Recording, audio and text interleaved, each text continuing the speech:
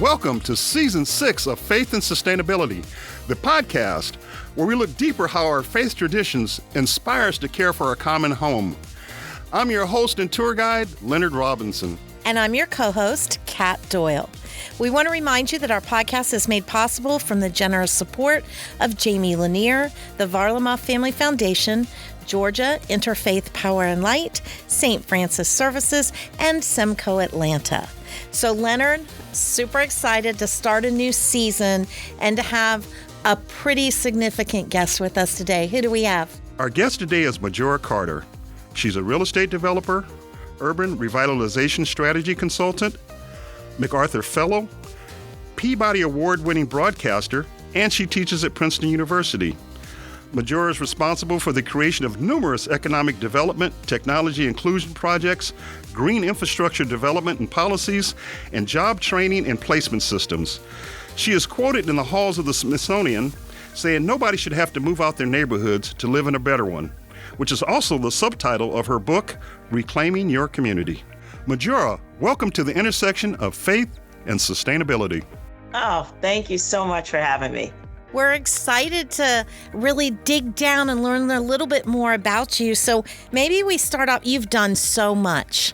Maybe let's back up a little and talk about what got you started in this work in general. Well, what got me started in the work was actually having to move back home to my hometown, which is the South Bronx in New York City. I grew up during the era when literally financial disinvestment, highway development literally sort of left the scars and ravages on our community that literally caused it to be burnt down. Like there were so many landlords torching their buildings, and not to mention that we were old buildings. I mean, we had buildings here that were more than 100 years old that didn't get updated. So it was just almost like a tinderbox. And so I got to see that coming up. And we were literally the poster child for everything that was wrong in inner cities. And I saw it on the news and I was done. And I wanted to use education to get myself out of my neighborhood, which I did. And I had to move back home in the late 90s because I was going to NYU and I was a broke graduate student and needed a cheap place to stay, which was mommy and daddy's house and my old bedroom. And there, and for the first couple of years of my program, I didn't even, I spent no time in the neighborhood. And it was only through like a wonderful series of events that I discovered that there was this amazing group of people in my community that were also artists and writers and just doing great things. And I was so excited to be a part of it. And that's when we discovered that there was a huge waste facility that our city and state were planning on building on our waterfront.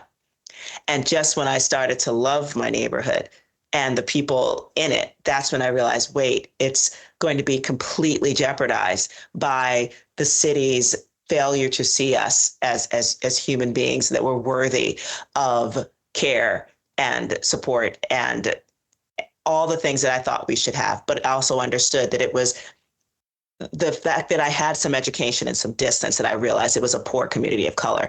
And that's why our city and state felt like, yeah, sure, you could do that to them. Okay, so I heard a couple of interesting things in what you just talked about. First of all, you said you moved back home to mom and dad, right? So that first community, that small faith, a family church, the domestic church, and that sort of was the start of that feeling of community, that feeling of where you're safe and you fit in.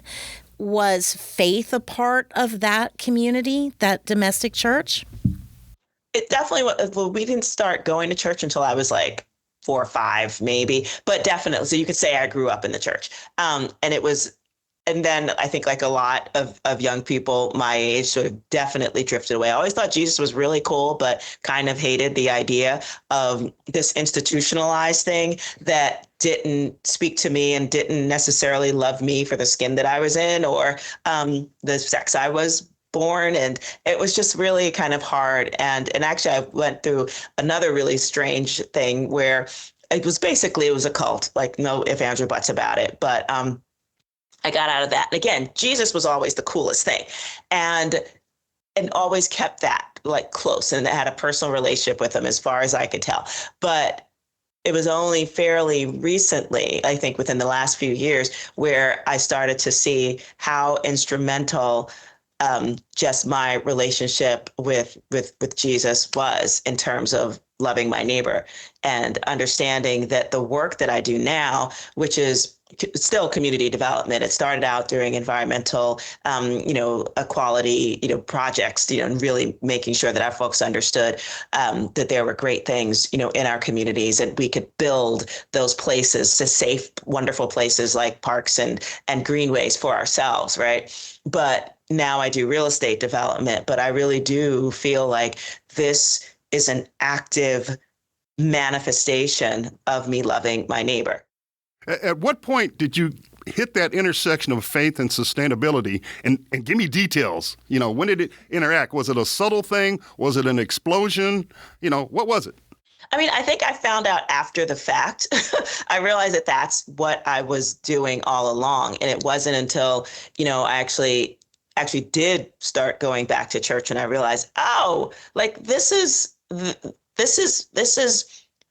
my contribution. Like, this is literally me trying to model the behavior that, I always thought, like, not even in the back of my mind, but like what I saw Jesus doing, which was really just the loving neighbors for exactly who they were and expecting them to be their best selves because that's the way they were born.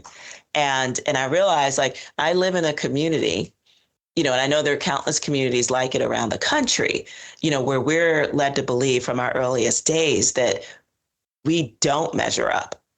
And that was never the thing that Jesus did to anybody. It was like, it was the least among us, like last shall be first, like all that good stuff. And I realized that when it hit me, like when I actually came back and to Christ and a church community, and I go to Middle Church now, which is an amazing, group that's just about love. And that's all it is, which makes me super happy.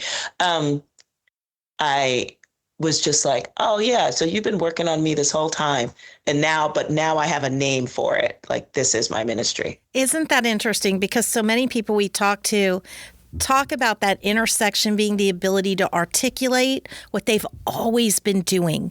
But you brought up another thing that some of our listeners and people like me sometimes find it hard to understand, that feeling of being over a community that's been overlooked, a community that doesn't have worth, because some of us maybe have never felt that. So can you talk a little bit about how that feeling of not being recognized has contributed to the success of your work? Well, sometimes it's not being recognized, and then it's being recognized in a way that is not helpful.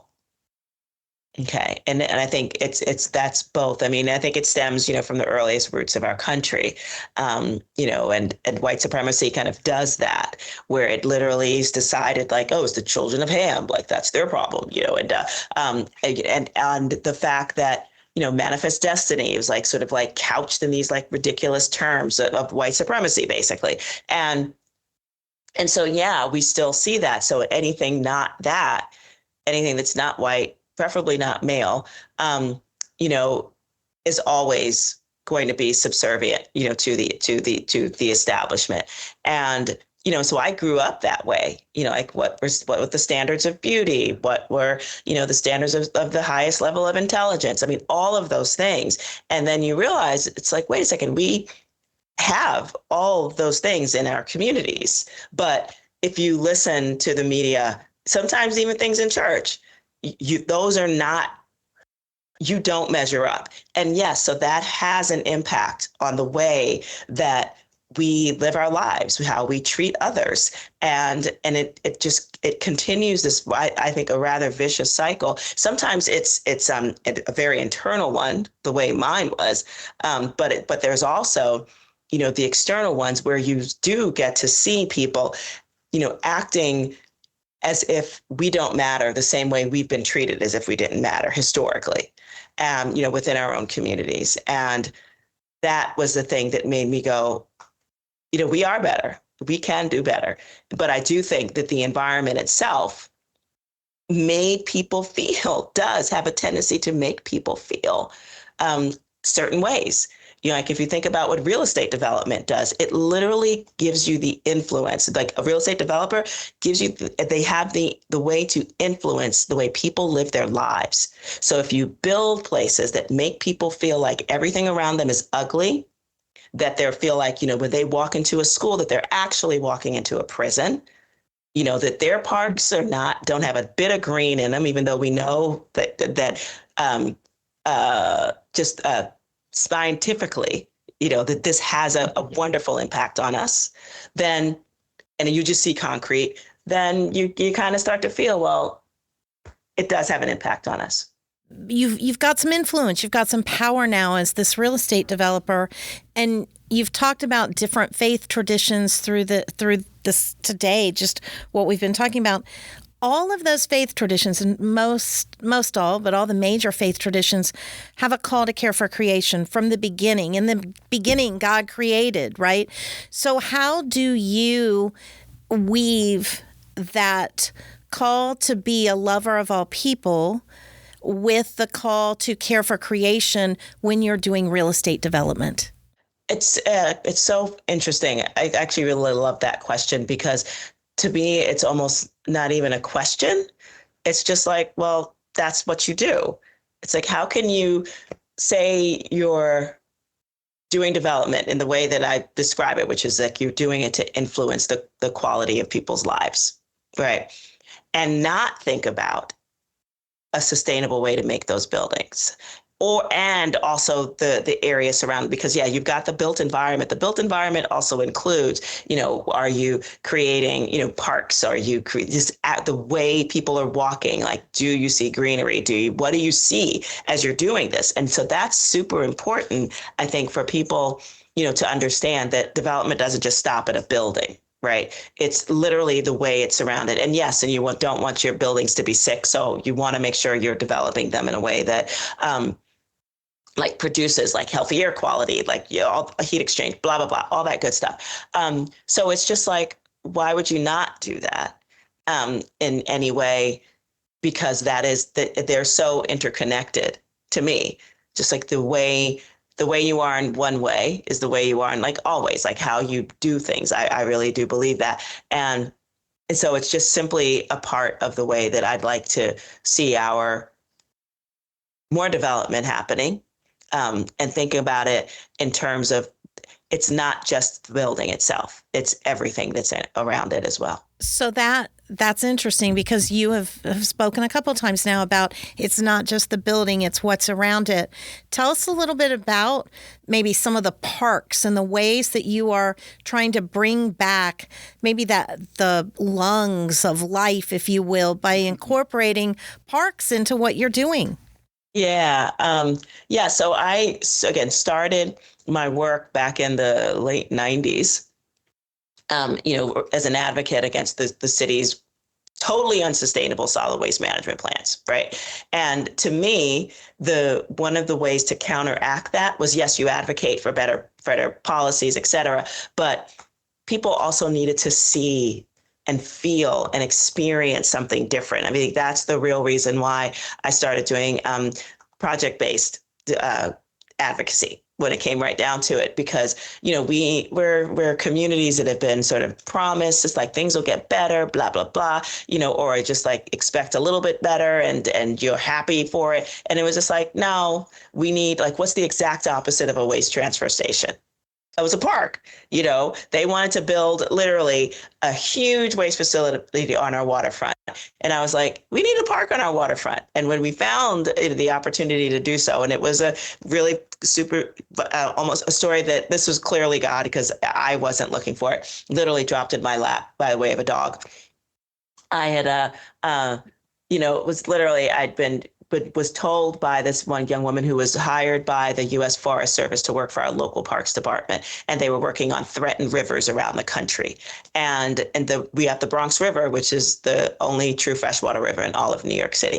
And we have a parkway named after it, but I'd never seen it in person. You can't get to it because there was either highways above it or industry along it. So it's like, that's not a river. It's like whatever.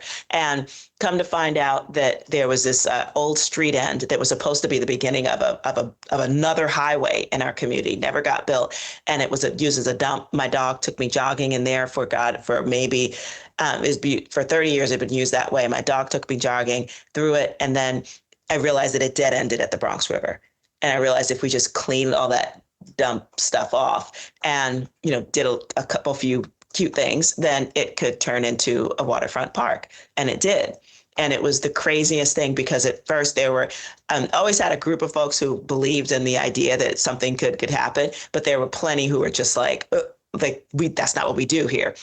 And, we've got too many other problems and there's just no way that could happen. But no, it did. And it is now like incredibly well used, well loved. It's actually won a national award for excellence in urban design. I'm very excited about it. But all that to say, doing that project led me to realize that we need to do more in terms of not just parks or greenway development, but the actual physical landscape that people are living in, which also we think included making sure that many of our neighbors owned their own property as well, to sort of make sure that we retain that value within our communities.